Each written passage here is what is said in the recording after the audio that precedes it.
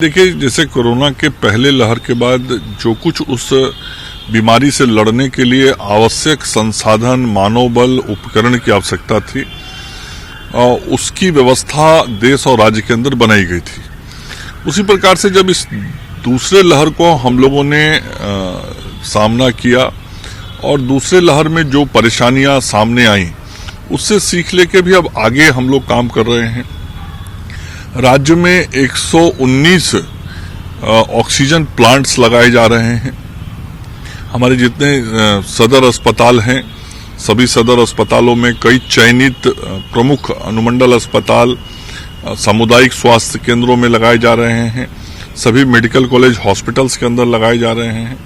इसके अतिरिक्त सभी मेडिकल कॉलेज में क्रायोजेनिक ऑक्सीजन टैंक लगाए जा रहे हैं।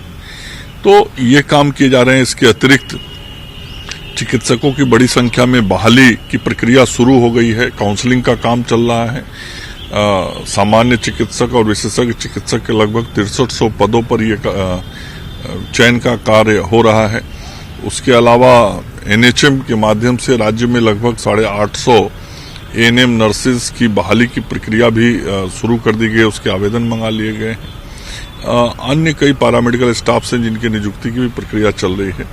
साथ ही जो बच्चों के इलाज के लिए पीकू, नीकू, एसएनसीयू ऐसे यूनिट्स होते हैं जहां बच्चों के बेहतर इलाज किए जाते हैं, वहां पे चिकित्सकों का बेहतर प्रशिक्षण, उनके लिए आवश्यक उपकरण, इन सारी चीजों की व्यवस्था की जा रही है। और जो ऑक्सीजन का सारा प्लांट लग रहा है वो अगस्त के महीने में हम सब लोग पूरा कर लेंगे। इसके अतिरिक्त भी चिकित्सकों को अलग अलग तरह के कुछ प्रशिक्षण के जो कार्य हैं वो पटना एम्स के द्वारा राज्य के विभिन्न अस्पतालों के चिकित्सकों को कराए जा रहे हैं।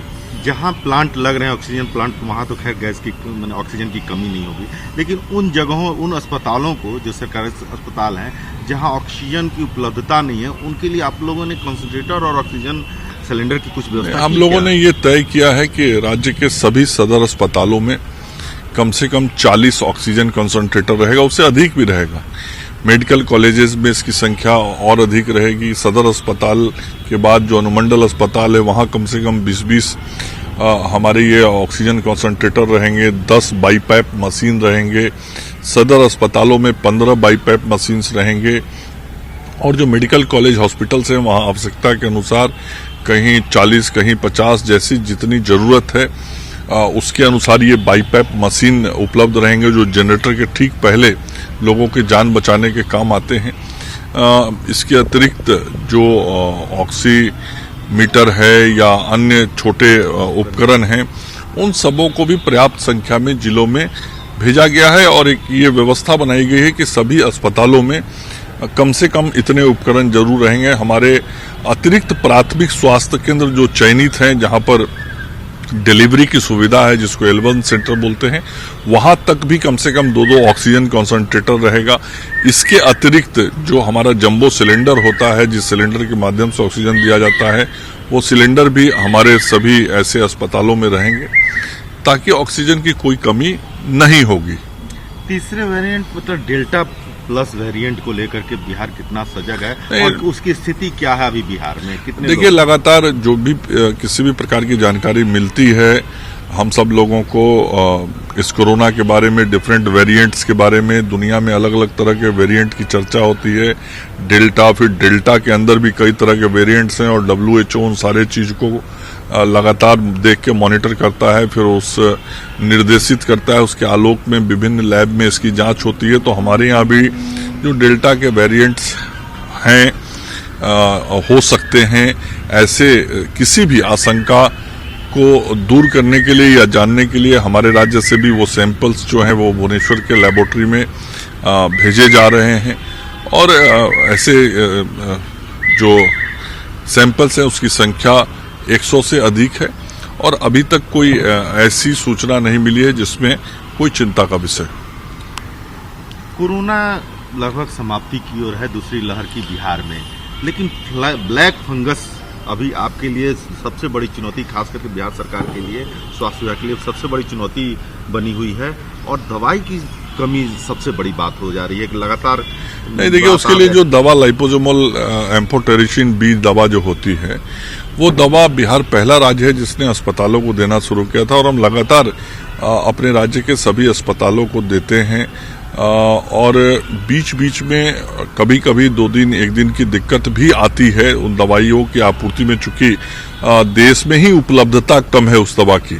तो देश में जितनी उपलब्धता है उसके अनुसार ही हम उपलब्ध करा पाते हैं। लेकिन जब लाइपोसोमल एम्फोटेरिसिन दवा नहीं मिलती है तो फिर प्लेन एम्फोटेरिसिन दवा भी हम उन मरीजों तक उपलब्ध कराते हैं जैसा चिकित्सक हमको बताते हैं, क्योंकि चिकित्सकों के परामर्श के आलोक में ही ये दवाइयां सभी दी जाती हैं। और पटना के अंदर जो हमारे 2 बड़े अस्पताल हैं IGIMS और एम्स, वहां पर इसके लिए स्पेशल वार्ड बनाए गए हैं।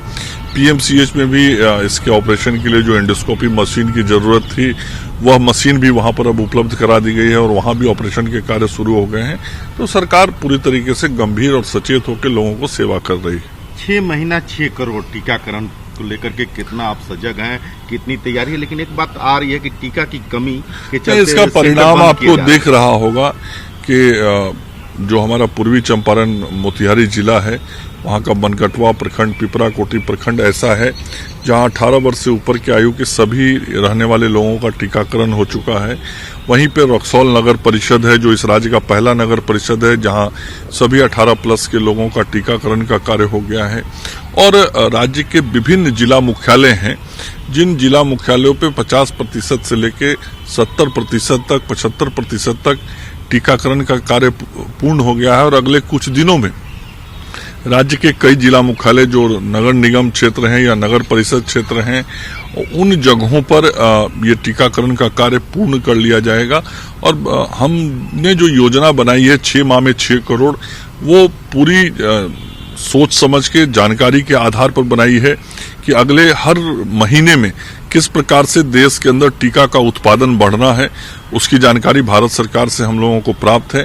और जो टीका का निर्माण बढ़ना है उस निर्माण के आधार पर ही उपलब्धता बढ़ेगी और उस उपलब्धता के आधार पर टीकाकरण होगा। तो ये पूरा सोच के हम लोगों ने डिजाइन किया है 6 महीना में 6 करोड़। कुल मिला के हम लक्ष्य को जो तय किए हैं उसके साथ हम आगे बढ़ रहे हैं, प्राप्त कर रहे हैं। किसी दिन टीका की उपलब्धता कम होती है तो टीकाकरण का संख्या कम होता है, लेकिन जैसा मैंने कहा कि हर महीने ये टीका की उपलब्धता बढ़ने वाली है, चूंकि उत्पादन बढ़ने वाला है। तो इसीलिए हम लोगों ने ये 6 महीने का पूरा अभियान रखा है। और आदरणीय प्रधानमंत्री जी की भी सोच है कि पूरे 6 महीने में इस देश के अंदर कोई नहीं बचे जो टीकाकृत न हुआ हो।